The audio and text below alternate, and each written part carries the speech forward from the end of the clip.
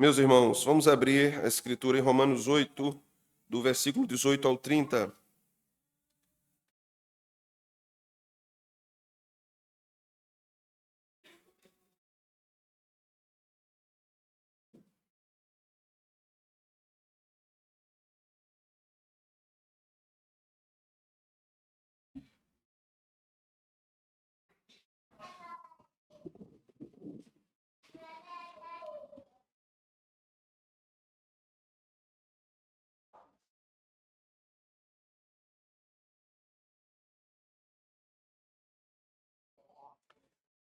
Romanos 8, do verso 18 ao 30. Porque para mim tenho por certo que os sofrimentos do tempo presente não podem ser comparados com a glória a ser revelada em nós. A ardente expectativa da criação aguarda a revelação dos filhos de Deus, pois a criação está sujeita à vaidade, não voluntariamente, mas por causa daquele que a sujeitou, na esperança de que a sua própria criação será redimida do cativeiro da corrupção para a liberdade da glória dos filhos de Deus. Porque sabemos que toda a criação a um só tempo geme e suporta angústias até agora. E não somente ela, mas também nós, que temos as primícias do Espírito. Igualmente gememos em nosso íntimo, aguardando a adoção de filhos, a redenção do nosso corpo. Porque na esperança fomos salvos. Ora, a esperança que se vê não é esperança, pois o que alguém vê, como o espera? Mas se esperamos o que não vemos, com paciência o aguardamos. Também o Espírito, semelhantemente, nos assiste em todas as fraquezas, porque não sabemos orar como convém, mas o mesmo Espírito intercede por nós sobremaneira, com gemidos inexprimíveis. E aquele que sonda os corações sabe qual é a mente do Espírito, porque, segundo a vontade de Deus, é que ele intercede pelos santos. Sabemos que todas as coisas cooperam para o bem daqueles que amam a Deus, daqueles que são chamados segundo o seu propósito. Porquanto aos que de antemão conheceu, também os predestinou para serem conformes à imagem de seu Filho, a fim de que ele seja primogênito entre muitos irmãos. E aos que predestinou, a esses também chamou, e aos que chamou, a esses também justificou, e aos que justificou, a esses também glorificou. Amém. Vamos orar? Senhor, obrigado pela palavra, obrigado pelo texto sagrado.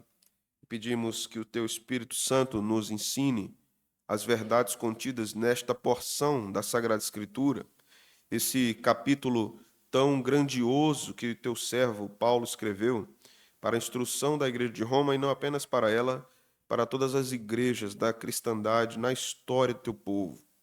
Que nós sejamos instruídos, sejamos revigorados, encorajados por meio desse texto tão precioso, tão bonito, tão profundo, que nos ensina a respeito de teu amor pelo teu povo, o povo da aliança.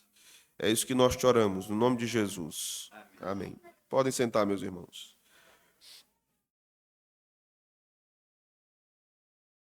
No último domingo, estudamos sobre 7 bênçãos do Espírito Santo contidas nos versículos anteriores, do versículo 1 ao versículo 17, no capítulo 8 de Romanos. Neste momento, nesta porção, nós vamos estudar sobre a 8ª bênção do Espírito Santo, no que concerne à salvação da igreja. Considerei com vocês, na última ocasião, irmãos, que quando falamos de cristianismo, muitas vezes afirmamos que não há cristianismo sem Cristo, mas, na verdade, não há cristianismo sem Deus. Deus triuno, Deus trindade. Não há cristianismo sem o Espírito Santo. Então, a obra da salvação é uma obra da trindade, da reunião das 3 pessoas trabalhando para a salvação do seu povo. Chamamos isso de economia da salvação.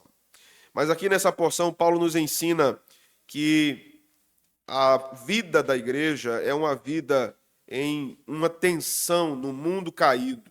A igreja lidará com problemas internos de cada indivíduo, de cada um de nós, problemas externos. Então, semelhantemente ao que Paulo trabalha aqui nos versículos 18 a 30, Jesus ensinou também. Jesus disse: no mundo tereis aflições. A palavra aflição que Jesus usa é sofrimento. Então Jesus afirmou categoricamente: vocês vão sofrer, mas tenham um bom ânimo. Eu venci o mundo. Então, o que importa para aquele texto e aquela fala de Jesus não é a vitória do povo por causa de suas aflições, mas a vitória de Cristo sobre as aflições. E essa vitória de Cristo é que nos dá vitória. A maior vitória do povo de Deus é a vitória de Cristo. Por isso, nele, nós somos mais do que vencedores. Vamos observar isso mais profundamente na semana que vem.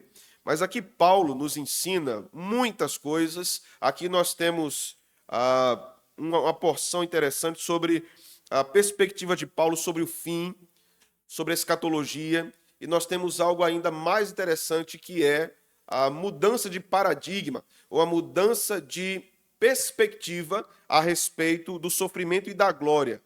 Era comum para a escatologia judaica, para o pensamento a respeito dos últimos tempos ou do final de todas as coisas para o judaísmo, de que a glória era posterior ao sofrimento. Isso eram questões separadas. O povo de Deus iria sofrer e depois ele seria glorificado. Até hoje os judeus pensam dessa forma diante de todos os sofrimentos e todas as perseguições que os judeus experimentaram no mundo e na história. Paulo altera essa perspectiva. Paulo não afirma a mesma coisa que os judeus, de que os crentes sofrem hoje para ser glorificados depois. Paulo não segue um norte dado pela mentalidade judaica, mas Paulo adota uma outra posição, o que nós chamamos de posição dialética. Isso quer dizer que essas duas coisas estão entrelaçadas. Ao mesmo tempo que a igreja sofre, a igreja já tem glória. A glória de Deus já está nela, no íntimo dela. Ainda não é manifesta exteriormente. Isso só será no final de todas as coisas, no retorno de Jesus. Mas a igreja já tem uma glória dentro dela, porque a igreja tem o Espírito Santo de Deus, tem a natureza espiritual de Deus, como disse o apóstolo Paulo. Então, Paulo começa a tratar aqui sobre questões concernentes à vinda de Jesus, à ressurreição do corpo e coisas dessa natureza.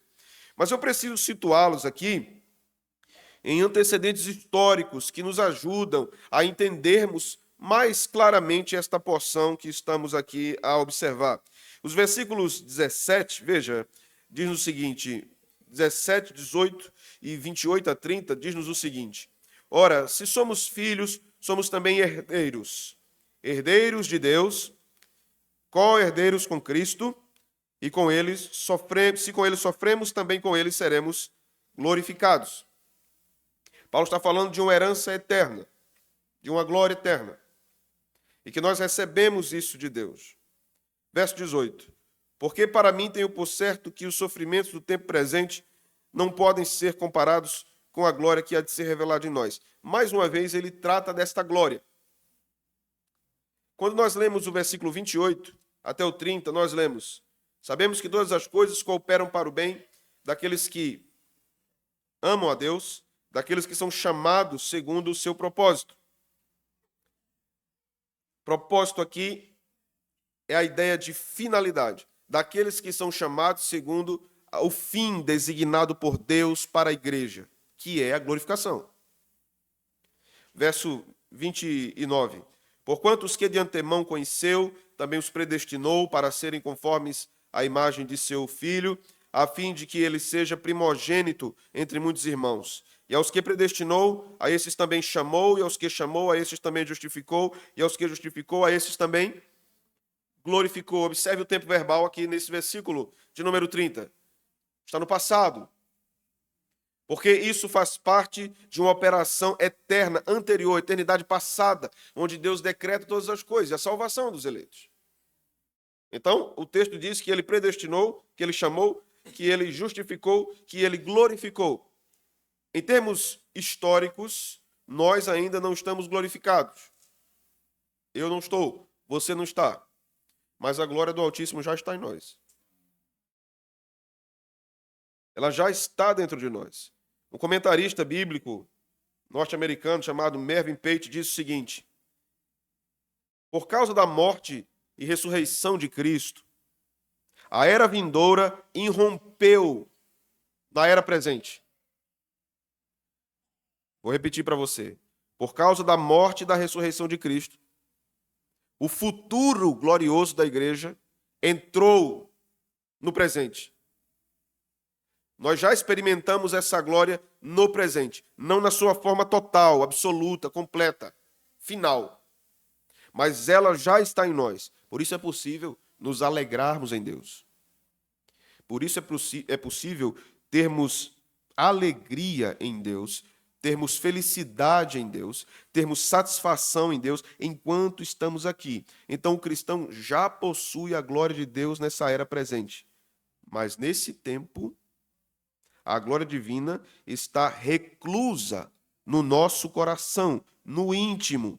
Somente na segunda vinda de Cristo, ela se manifestará publicamente no corpo. Certo?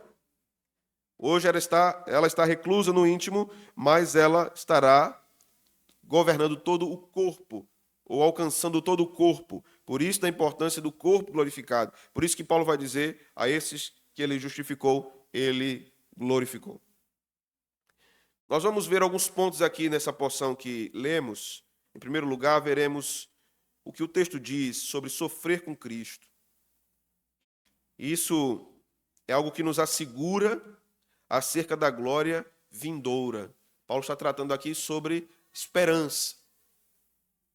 O sofrimento e a glória convivem no coração do cristão. Não uma glória que enaltece o cristão, mas uma glória que enaltece a Deus, a glória de Deus dentro do cristão, a santidade de Deus dentro do cristão. Não é à toa que a Escritura chama o Espírito de santo. Veremos também que a criação geme, anseia, anela, deseja a nova criação. A criação presente anseia a nova criação. Veremos que os cristãos também gemem, anseiam e anelam pela ressurreição. Mas isso não é algo de somente importância para nós. Já pela manhã, nos 2 últimos domingos, nas exposições de Gênesis, nós temos observado a questão doutrinária a respeito do homem, da criação do homem. Então, essa doutrina da criação do homem não é importante apenas para sabermos a nossa origem, mas para sabermos o nosso fim. Não o fim no sentido de extinção, mas o fim no sentido de o que será de nós depois da volta de Jesus. O que nos espera. O texto também vai nos falar que o Espírito Santo geme. Então, este capítulo, esta porção especificamente, é o que nós chamamos de a porção dos 3 gemidos. O gemido da criação, o gemido da igreja e o gemido do Espírito. O Espírito também geme em favor da igreja. Observemos então, versículo 18, irmãos. Porque para mim tenho por certo que os sofrimentos do tempo presente não podem ser comparados com a glória a ser revelada em nós. Nesse versículo, temos a continuidade do texto anterior, do versículo 17. Paulo nos ensina aqui sobre uma aflição e sobre uma glória futura. A glória que há de ser revelada em nós. Então, o sofrimento do cristão é apocalíptico. Ele lida com o processo de revelação nele mesmo. Porque há uma glória no seu íntimo, há uma glória no seu interior, que irá se revelar na volta de Jesus exteriormente. Quando o cristão sofre, aprendemos também nas Escrituras que ele participa do sofrimento de Cristo. Quando ele sofre para a glória de Deus, ele participa do sofrimento de Cristo. Não para uma espécie de autorredenção, mas para a afirmação do que é a caminhada humana nessa terra. Cristo sofreu, ele viveu um processo de humilhação. Ele viveu debaixo de humilhação, mas ele não se apartou da sua natureza divina. Ele tinha a natureza divina, havia glória. humanidade e glória. Isso alcança o cristão. Isso alcança o pecador quando ele é salvo. Então, por isso, a segunda vinda de Cristo é algo que nos fará participar da glória de modo absoluto no nosso corpo. Não da glória de Deus de modo absoluto, mas a glória no nosso corpo será mostrada grandiosamente. 1 Pedro 4, 15 a 16, o apóstolo nos diz o seguinte: não sofra, porém, nenhum de vós como assassino, ou como ladrão, ou malfeitor, ou como quem se intromete em negócios de outrem. Mas se sofrer como cristão, não se envergonhe disso. Antes glorifique a Deus com esse nome. Sofrimento é algo presente na vida cristã. O livro de Atos vai nos mostrar, Atos 5, 41, que o sinédrio estava envolvido em todo aquele contexto, e o texto diz o seguinte: e eles se retiraram do sinédrio, regozijando-se por terem sido considerados dignos de sofrer afrontas por esse nome. O sofrimento caminhava com a glória da igreja desde o primeiro século. Efésios nos mostra que a igreja possui uma glória intrínseca na sua natureza espiritual por causa do Espírito Santo. Então, o que aprendemos aqui, irmãos? Nesse versículo. Os sofrimentos enfrentados pelo povo de Deus apontam para duas direções. O sofrimento enfrentado por você, por sua casa, por sua família, aponta para duas direções. Se você serve a Deus, tem fé no Salvador no seu coração. A primeira direção é que há consolação para nós. O Senhor nunca nos deixa sozinhos na caminhada, porque a sua presença é marcada dentro de nós. Esse consolo é para hoje, mas também é para o futuro, de modo completo, de modo total. Haverá absoluta consolação para o povo de Deus. Aprendemos que com essa glória que está no nosso coração, isso aponta também para uma restauração completa. A cada sofrimento que enfrentamos nesta era, neste mundo, o Senhor está nos dizendo: há uma era perfeita no futuro.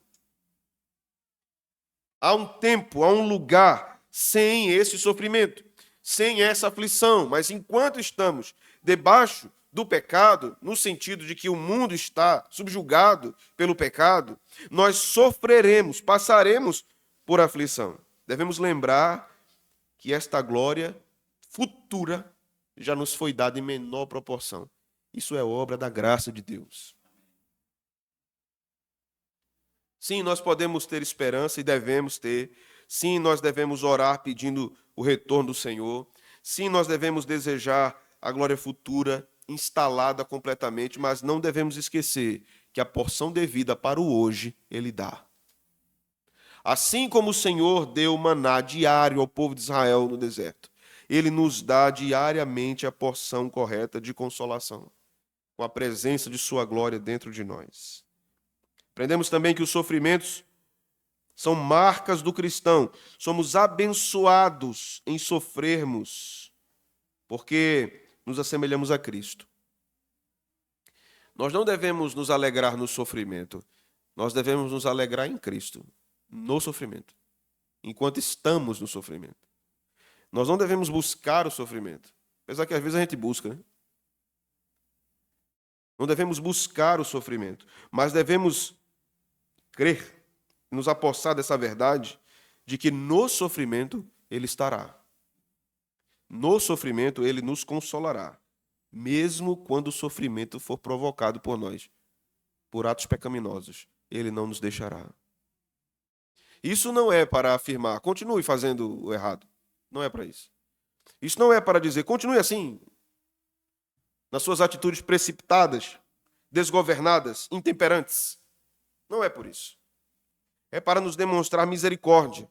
É para nos demonstrar graça. Quando Jesus vê o pecador ferido, despedaçado, com as mãos levantadas, dizendo: Jesus, filho de Davi, tem misericórdia de mim, Ele cura os seus olhos. É isso que Ele faz. Quando Ele vê o leproso, o procurando, e dizendo: se quiseres, pode curar-me, Ele diz: eu quero, fique limpo. É isso que Ele faz. Ele nos alcança. Ele nos caça. Ele nos busca. Você que pensa que em primeira mão é você que busca a Deus, não é. Ele lhe busca. Ele procura verdadeiros adoradores que o adorem em espírito e em verdade. E ele diz em algum lugar no Evangelho, aquele que busca, encontra. E sempre que ele busca, ele encontra. Sempre que ele busca, ele encontra. No versículo 28 a 30, nós também temos uma porção tratando do sofrimento e da glória dos filhos de Deus. Nós chamamos isso de inclusio. Inclusio é uma espécie de refrão que está nas extremidades de um texto. Paulo fez isso propositalmente. Nós temos aqui o inclusio do verso 17 e 18 e do verso 28 até o verso 30. E no centro nós temos os três gemidos. Essas duas porções estão trabalhando em função do verso 19 a 27, a respeito da restauração de todas as coisas. Então, antes de irmos para o verso 19 a 27, nós vamos para o 28 a 30 e voltaremos para o 19 até o 27. E aí nós vamos entender como Paulo está trabalhando tudo isso. Mesmo se lermos em sequência a partir de hoje, vamos entender o que ele estava em mente ao ensinar sobre tudo isso. No verso de número 28, o texto vai dizer: sabemos que todas as coisas cooperam para o bem daqueles que amam a Deus, daqueles que são chamados segundo o seu propósito. Todas as coisas que cooperam para o bem está num contexto de sofrimento. Está no contexto de aflição para a igreja. Está no contexto de dor para a igreja. Aí o Espírito Santo vem na Escritura e nos diz: todas as coisas cooperam para o bem. Paulo nos diz: nós sabemos. Isso quer dizer que a igreja deve saber que todas as coisas cooperam para o bem daqueles que amam a Deus. Meus sofrimentos cooperam para o bem. Os seus sofrimentos cooperam para o bem. Você deve olhar no centro do sofrimento, no centro da dor, o que o Senhor quer.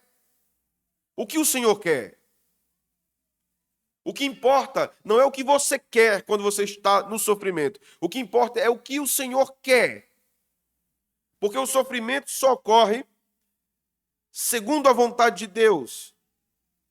Nós afirmamos, como uma igreja reformada, a doutrina da concorrência divina. As causas primárias e secundárias. A concorrência é a junção dessas causas. A causa primária é sempre Deus. A causa secundária são as coisas, são os homens, são questões da natureza. Então, se chove, há um motivo meteorológico para chover, mas essa é a causa secundária. A causa primária foi Deus dizer: vai chover. Se vem uma tempestade, se vem um furacão, há causas climáticas que explicam isso. São as causas secundárias. A ciência estuda as causas secundárias. Mas a causa primária é Deus. Se você era um ímpio, perdido, terrível, e um dia alguém lhe deu uma Bíblia e você leu, e através dessa leitura você foi alcançado pelas Escrituras, pelo Evangelho, causa secundária e causa primária. Foi Deus que fez com que aquele texto chegasse em você. É assim que ocorre. Então, os sofrimentos nos vêm por várias causas secundárias. Os irmãos compreendem? Mas a causa primária dos nossos sofrimentos é o decreto de Deus. Ele deseja algo com isso. Ele deseja nos ensinar alguma coisa. Então, quando Paulo ora para que o Senhor tire dele o espinho na carne, ele diz: a minha graça basta a você e o meu poder se aperfeiçoa na sua fraqueza. Deus queria santificar Paulo por meio do sofrimento. Esse era o objetivo de Deus com aquele sofrimento. Às vezes o objetivo de Deus com o sofrimento é fazer você entender determinada coisa. É fazer você baixar a guarda diante da vontade divina. É fazer você retroagir diante de alguma ação, de alguma atitude que você tem tomado, de alguma forma que você tem vivido. O Senhor tem sempre um propósito com o sofrimento. Nem sempre nós vamos compreender. Mas Ele nos levará para o centro de sua vontade. Então, quando Paulo nos diz que todas as coisas cooperam para o bem daqueles que amam a Deus, daqueles que são chamados segundo o seu propósito. Às vezes a gente fica bravo, né, zangado, quando a gente empreende alguma coisa e dá errado. Mas tanto esforço foi expendido para isso, tanto planejamento, talvez dinheiro, recursos, tempo, estudos. Isso deu errado. É claro que nós não conseguimos avaliar todas as coisas que acontecem na história dos homens pela perspectiva divina, mas nunca esqueça disso. Deus está no controle. Deus está no controle.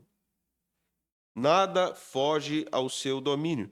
Todas as coisas cooperam para o bem, inclusive os nossos sofrimentos, as nossas aflições, as nossas dores. Nós podemos orar, Senhor, cura-me desse problema cardíaco. Senhor, cura-me dessa ansiedade. Senhor, cura-me dessas dores físicas terríveis que eu tenho enfrentado. Senhor, tem misericórdia de mim nessas minhas aflições. Os meus empreendimentos não dão certo, eu não consigo me estabelecer profissionalmente. Nós podemos orar assim. E Ele ouve as nossas orações. Mas Ele tem um plano. Ele nunca está desinformado acerca de nossa vida. Deus nunca está desinformado a respeito da nossa vida. Ele tem um propósito. Sabemos que todas as coisas cooperam para o bem daqueles que amam a Deus, daqueles que são chamados segundo o seu propósito, sua determinação. Verso 29. Porquanto aos que de antemão conheceu, também os predestinou para serem conformes à imagem de seu Filho, a fim de que seja ele o primogênito entre muitos irmãos. Observe que a palavra predestinar aparece aqui num contexto de que ela é aplicável ao desejo de Deus que a igreja seja semelhante ao Filho. Somos predestinados para sermos conforme a imagem do Filho. A caminhada da igreja, os sofrimentos da igreja, é para que ela seja refinada para ser conforme a imagem do Filho. Um filósofo brasileiro bem midiático chamado Luiz Felipe Pondé escreveu um livro sobre os 10 mandamentos. Ele não é um cristão. Já foi um ateu, hoje afirma que não é mais ateu, é quase um teísta. E ele escreveu um livro muito interessante sobre os 10 mandamentos. Não é um livro teológico, então você vai encontrar muita coisa que destoa da fé. Mas uma das coisas que ele diz no livro me chamou muita atenção. Ele diz assim: todas as vezes que a Escritura diz que Deus escolhe um povo, é para sofrer.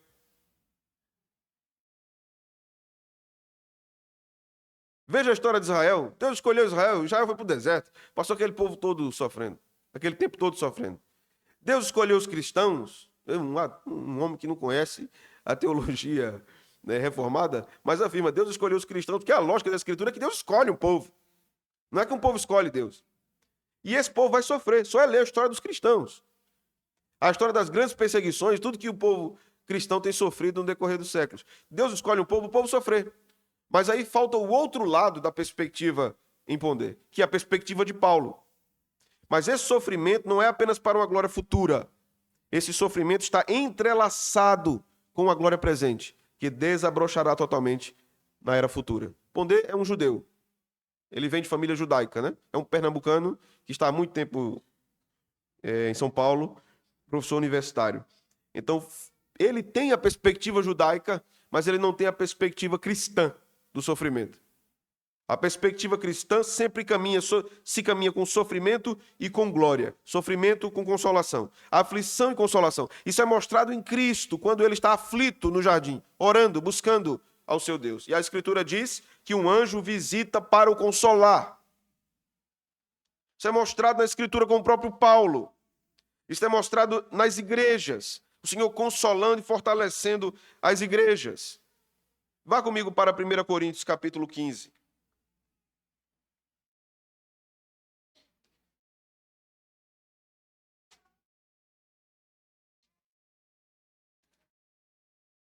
Versículo 58.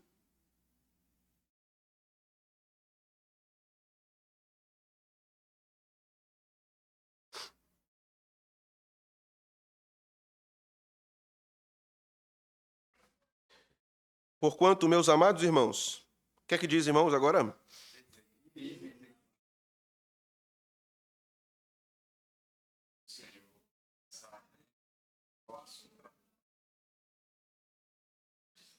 Veja a exortação de Paulo, o encorajamento de Paulo à igreja de Corinto. Era uma igreja que sofria também. Paulo está considerando aqui, irmãos, fiquem firmes. Firmes em meio ao quê? Firmes em meio às dificuldades. Estejam inabaláveis na fé. Em meio ao quê? Em meio às aflições. Sejam abundantes. Abundantes em meio ao quê? Abundantes em meio à escassez promovida pelo pecado no mundo. Abundantes espiritualmente na obra do Senhor, sabendo que o vosso trabalho não é vão no Senhor. A recompensa presente e a recompensa futura. Recompensa espiritual. É isso que o Evangelho vai nos ensinando. As promessas de mudança de vida no nosso tempo são muitas, não é? As promessas para minorar o sofrimento são muitas. Aqui e acolá você vê algum vídeo no Instagram dizendo: saiba mais de como ganhar R$1.000 por semana. Já viu, não? Agora confesse, você já entrou. Confesse, você já entrou. Como você ganhar 10 mil por mês? Saia dessa luta. Quem não quer sair da luta, né, irmão? Quem não quer sair da luta, né? Veja como eu estou, né? Aparece lá o coach lá com um carro teto solar, bonitão, um banco de couro, caramelo, coisa mais linda do mundo. Eu quero viver dessa forma. Por que não dá para viver com Jesus, viver dessa forma, né? Então, o mundo vai oferecendo várias saídas para o sofrimento. Você pode até alcançar a saída de um sofrimento financeiro. Mas você não pode nunca sair de um sofrimento espiritual sem o evangelho da graça de Deus. A sua conta pode estar caindo o Pix de 50 mil todo dia, assim. Chegou um Pix para você. Chegou um Pix para você. Chegou um Pix para você. Mas sem Jesus, toda riqueza é inútil. Na verdade, ele é a maior riqueza. Porquanto de antemão conheceu os que também predestinou para serem conformes à imagem de seu Filho, a fim de que seja ele o primogênito entre muitos irmãos. E aos que predestinou, a esses também chamou. Esta é a vocação. Deus chama os eleitos. A pregação, a obra missionária, a evangelização, se propõe ao que a Escritura chama de vocação geral. A pregação é para todos os homens, nós não sabemos quem são os eleitos. Nós pregamos para todos os homens. Deus decretou a salvação de indivíduos, nós cremos nisso. Nossa igreja subscreve isso. Mas nós não sabemos quem são esses indivíduos. Então, os pregadores lançam a rede ao mar para pegar todos os peixes possíveis. Todos os peixes possíveis. Mas a vocação especial, ou o chamado especial, só ocorrerá para aqueles que Deus deseja. Isso se efetivará mais cedo ou mais tarde. Então, é esse o chamado. Deus chama por meio da pregação. Deus decretou a salvação, mas decretou o meio que alcançaria essas pessoas para a salvação. Então, por que nós cremos na eleição e pregamos? Por causa disso. Porque Deus predestinou, mas Ele também decretou que esses predestinados vêm pela pregação. Eles são chamados pela pregação. Ele decretou a salvação e decretou a forma que essa salvação seria divulgada, por meio da pregação. Aí que se dá o chamado. Você foi chamado, eu fui chamado, nós somos chamados, de modos distintos, mas sempre pela palavra, pela operação do Espírito Santo, pela pregação do Evangelho. E diz Paulo que aqueles que ele chamou, ele também justificou. Nós já vimos muito sobre isso no capítulo 3, 4 e 5 de Romanos. Não preciso voltar a esse assunto. E aos que justificou, também glorificou.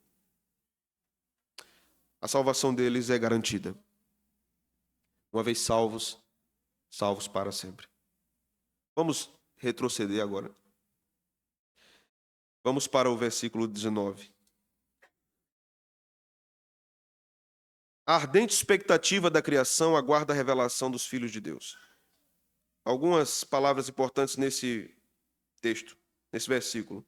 A expectativa da criação, ou a ardente expectativa, a ideia aqui usada por Paulo é de um anseio, de uma ansiedade da criação. Há uma personificação da criação aqui, né? Nesse recurso que Paulo usa.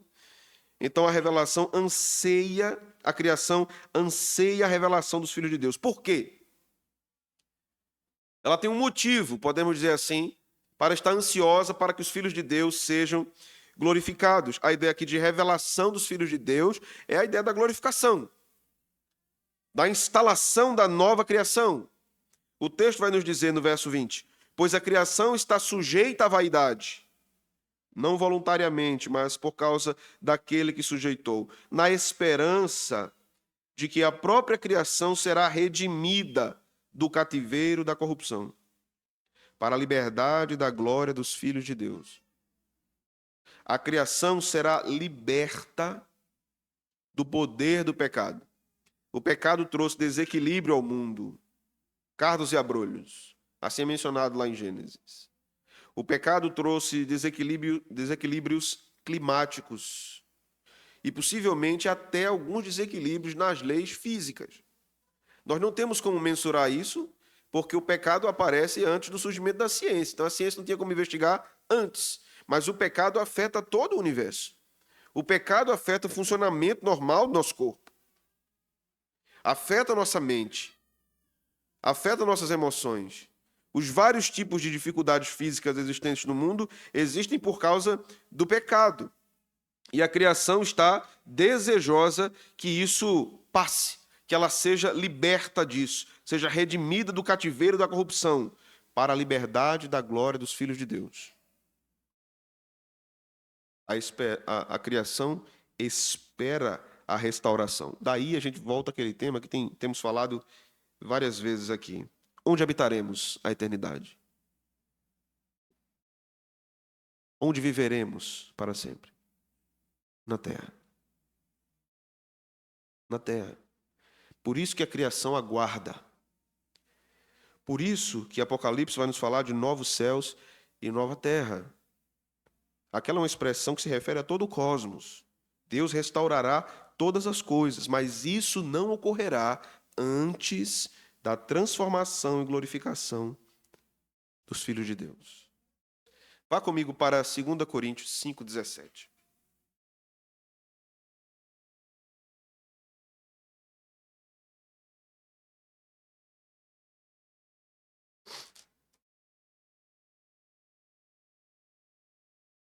O texto nos diz: e assim, aquele que está em Cristo é nova criatura.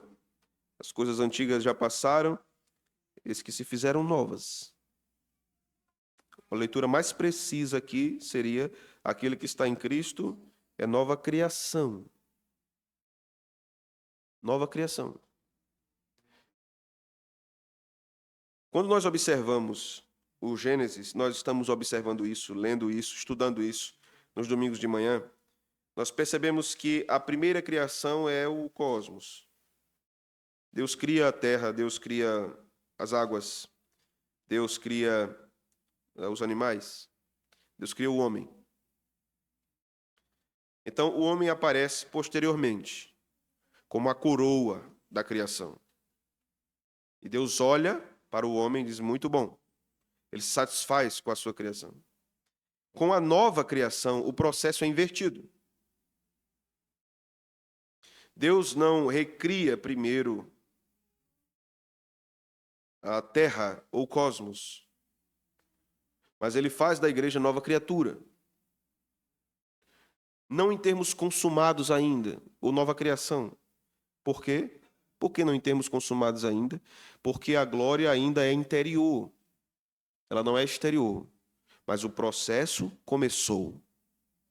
Entendem, irmãos? O processo da nova criação já começou com a igreja. Isso vai se expandir, mas já começou. Então nós vamos voltar lá para Romanos agora.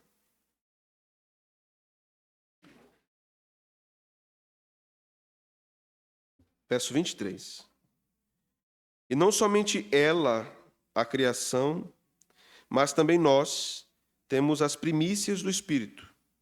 Igualmente gememos em nosso íntimo, aguardando a adoção de filhos, a redenção do nosso corpo. A ideia de adoção de filhos aqui tem uma intenção escatológica, final. É esse recebimento da igreja por Deus na glorificação, que tem a ver com a doutrina da adoção que nós estudamos. É a fase final ali. É quando nós recebemos o corpo glorificado. A redenção do nosso corpo aqui é a glorificação. É uma expressão usada para a glorificação. Então, a criação geme e a igreja geme.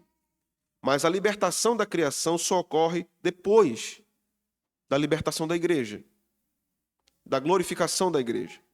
Por isso a criação está ansiosa para que a igreja receba glória. No verso 24. Porque na esperança fomos salvos. Ora, esperança que se vê não é esperança, pois o que alguém vê, como pode esperar, né? Ou como espera? Mas se esperamos o que não vemos, com paciência o aguardamos. Paulo nos ensina que nós devemos estar na expectativa do retorno de Jesus. Devemos desejar isso. Desejar o retorno e a absoluta consumação da operação de Deus na igreja. Então, no verso 26, nós lemos: também o Espírito semelhantemente nos assiste em nossa fraqueza, no nosso penar, na nossa aflição, né? Porque esse gemido da igreja é estar em aflição. Senhor, tira-nos daqui. Liberta-nos desse mundo mau. Tira-nos deste cativeiro espiritual e leva-nos para a terra prometida. Você entende o que Paulo está nos mostrando e como ele está trabalhando essas verdades, que são também veterotestamentárias, de um povo que estava no Egito durante 400 e poucos anos, 430 anos, angustiado, e Deus vê a aflição do seu povo e o arranca do Egito em direção à terra prometida. Da mesma forma que o povo no Egito gemia por libertação, redenção, a igreja hoje geme por libertação deste cativeiro da corrupção, como a Escritura diz. A própria criação geme, a própria igreja geme, e o Espírito está com a igreja nesse processo. Paulo vai nos dizer que não sabemos orar como convém, mas o Espírito intercede por nós sobremaneira, com gemidos inexprimíveis. A igreja está em tamanha dor e tamanho sofrimento que ela não sabe orar como deve. Ela não sabe orar como deve. Você já sentiu uma dor muito grande? Muito grande? Não desejo que você tenha sentido uma dor muito grande. Mas quando você está numa dor muito grande, você tem dificuldade de pensar em algumas coisas, né? Se alguém lhe perguntar a raiz quadrada de 54, quando você está com uma dor muito grande, você, misericórdia. Eu quero lá saber de raiz quadrada. Você quer saber de se livrar da dor. Porque quando estamos em dores profundas, é normal termos uma espécie de confusão mental. Esquecimentos. Não é? Não sabemos pensar como deveríamos pensar. Assim é o que acontece com a igreja. Ela está em sofrimento, em aflição, em dor. Então o Espírito vem e ora por ela.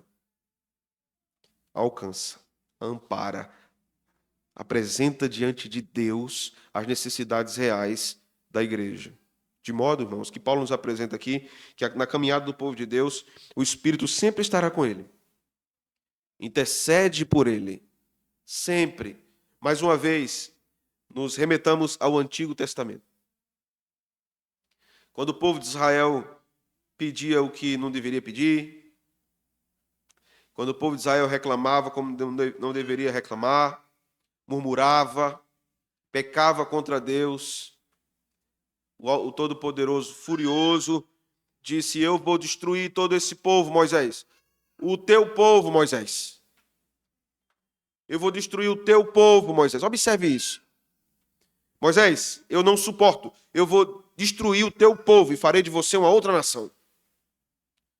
Moisés disse: Senhor, não faça tal. O que dirão do Senhor, que tirou o povo de uma nação para matar o povo no deserto? Você observa que o papel de Moisés ali é o papel de um intercessor. Você observa que essa narrativa da caminhada no deserto aponta para o trabalho perfeito de Jesus. intercedendo ao seu Pai em favor do seu povo, nas suas angústias, nas suas dores, nas suas penúrias, nas suas dificuldades. O Espírito Santo faz esse trabalho, Senhor. Esta filha tua, deixa para lá isso aí que ela falou. É isso aqui que ela precisa. Assim como Moisés foi intercessor do povo, nós temos a nosso favor Cristo e o Espírito Santo, rogando a Deus por nós, pelas nossas confusões mentais, nossas dores, nossas atitudes errôneas, precipitadas e apressadas. É um privilégio caminharmos com o Senhor, meus irmãos. Verso 27 nos diz: e aquele que sonda os corações sabe qual é a mente do Espírito. Porque segundo a vontade de Deus é que ele intercede pelos santos. Observe esse texto. Quem é o que sonda os corações? Deus. Nós estamos falando aqui de uma relação dentro da divindade, dentro da Trindade. Aquele que sonda os corações sabe a mente do Espírito. Tudo que se passa na mente de outra pessoa da Trindade, a outra pessoa sabe. Há uma relação profunda e total entre as pessoas. Então, quando o Espírito Santo geme por nós, ora por nós, o que Paulo diz? E aquele que sonda os corações sabe qual é a mente do Espírito, porque segundo a vontade de Deus é que ele intercede pelos santos. Deus considera a oração do Espírito, considera a obra do Espírito pela igreja, de modo que neste deserto sofrido e aflito que nós caminhamos até o retorno de Jesus, o Espírito Santo vai cuidando de nós na terra e vai orando por nós no céu. De modo que nós não estamos desamparados em nenhum momento. De modo que o nosso sofrimento, sim, está entrelaçado com a glória que há em nós, porque o Espírito Santo está em nós e ele caminha conosco. Isso é o mais importante para a nossa vida. Isso é mais importante, meus irmãos, do que a resolução dos problemas. Isso é mais importante do que a libertação de uma enfermidade. Isso é mais importante do que qualquer aspecto financeiro e ascensão financeira que tenhamos nesta terra. Termos o Espírito Santo é a maior riqueza que nós temos. E caminharmos com Ele é precioso. Você já pensou nisso? Já meditou nisso? Deus conhece a mente do Espírito e sabe que o Espírito pede por nós. Porque Ele também conhece a nossa mente e sabe que a gente pede muita bobagem. Em vez de querer comida, a gente quer pirulito, jujuba, corme Damião. Já comeram corme Damião? Misericórdia. Ou dizer assim, pega isso não, rapaz, corme Damião é negócio de macumba, o povo dizia, né? A gente quer essas coisas supérfluas assim, que não nutrem, que não nos fortalecem, enquanto o Espírito Santo está dizendo, não, eles precisam de alimento sólido. Daremos a eles alimentos sólidos e perseveraremos em lhe dar alimento sólido, ainda que esta criança espiritual não queira. Fica enguiando, né? E quando a criança não quer comer, que ela fica querendo botar para fora e a mãe diz, abra a boca. Abra a boca, filho. Abra a boca, filho. Abra a boca. Tome. Porque você precisa comer. Se você não comer, você vai morrer. Se uma criança diz, eu não quero isso. Eu não quero almoçar. Eu quero bolo de chocolate com coca. 10 brigadeiros, duas surpresas de uva. Depois um algodão doce. O que é que o pai e a mãe vai dizer? Meu filho, você vai ficar com diabetes. Você precisa comer comida de gente. Comida de gente é isso aqui. Tome, coma. Coma. Então há um trabalho dos pais para que os filhos comam comida boa. Comida boa. E há um trabalho do Espírito Santo para que sejamos alimentados solidamente. Solidamente pela palavra de Deus. Graças a Deus pela obra do Espírito Santo. Meus irmãos, que sejamos animados por essas verdades do Evangelho. Ele nos escolheu, Ele nos conduz ao cumprimento do seu propósito divino e esse propósito não falhará. Nós falhamos várias vezes na caminhada. Nós tropeçamos várias vezes na caminhada. Nós erramos várias vezes na caminhada. Os nossos propósitos falham na caminhada. O de Deus não. propósitos de Deus jamais falham. Nós temos sonhos que não são cumpridos. Deus não tem sonho, mas Ele tem propósitos que serão totalmente cumpridos. Ele nunca deixará de cumprir o que Ele deseja cumprir em seu coração. Em alguma altura isso acontecerá, em algum momento isso acontecerá. No tempo dele, na nossa vida, as coisas vão acontecer por causa do seu propósito. E o que Ele não nos der é bênção de Deus para nós. O que Ele não nos der é bênção dele para nós. Nossa salvação e a condução de nossa história nos leva a um final feliz. Talvez você já tenha se perguntado em algum tempo da sua vida: por que eu sou tão infeliz? Por que eu não tenho felicidades nessa vida? Eu tenho um evangelho, mas eu não tenho outras felicidades nessa vida. A Escritura nos diz que alguns servos de Deus passaram muitas dificuldades, muitos sofrimentos, quase ininterruptos, sem folga, para o descanso, para respirar um pouco, para ter um fôlego renovado. Olhe para o futuro. Não o seu futuro nesta vida. Olhe para o futuro que Deus diz. A glória absoluta, final, a glória de Deus. Olhe para o futuro. Aprendamos a olhar para a glória final, ainda que ela seja muito pequenininha dentro de nós, em comparação com o que ela vai ser no futuro. Olhemos para a consumação da obra de Deus. Receberemos consolo nisso, irmãos. Meditemos mais na glória futura. Procure na sua Bíblia, nas páginas da Escritura. Observe que isso é mostrado várias vezes. Deus preservou a família de Noé, dando à família de Noé nova terra. Deus preservou a família de Jacó, mesmo no Egito. Deus preserva o seu povo em todos os seus desertos, em todos os seus problemas, em todas as suas dificuldades, para levá-los à terra da promessa. Nós estamos nesse caminho para a terra da promessa. Nós estamos nos nossos 40 anos de deserto. 40 anos aqui é metafórico, não estou determinando a volta de Jesus, não. Nós estamos no nosso período de deserto, mas chegaremos lá. O nosso tempo hoje talvez seja do deserto, ou seja das batalhas em Canaã, como Josué enfrentou. Mas chegaremos lá. Deus nos dará Sião. Vinde benditos de meu Pai.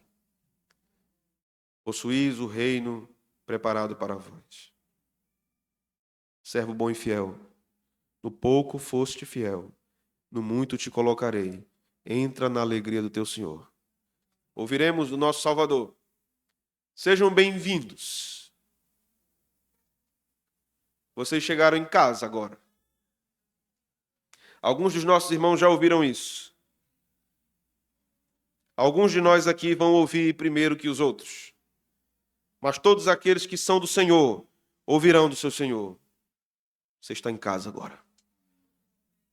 Para sempre. Em casa. Louvado seja Deus por isso. Que a palavra de Deus sempre seja nossa bússola, meus irmãos. Nosso barco em direção a esta terra. Que ela seja como farol, como luz, como coluna de fogo e de nuvem que nos guia pelo deserto. Que sejamos consolados, encorajados pelo Senhor, o Deus da palavra, o Deus da restauração, o Deus da glória. Amém. Vamos orar? Senhor, te louvamos nesta noite. Obrigado pela tua palavra. Obrigado pela sabedoria dada a este irmão Paulo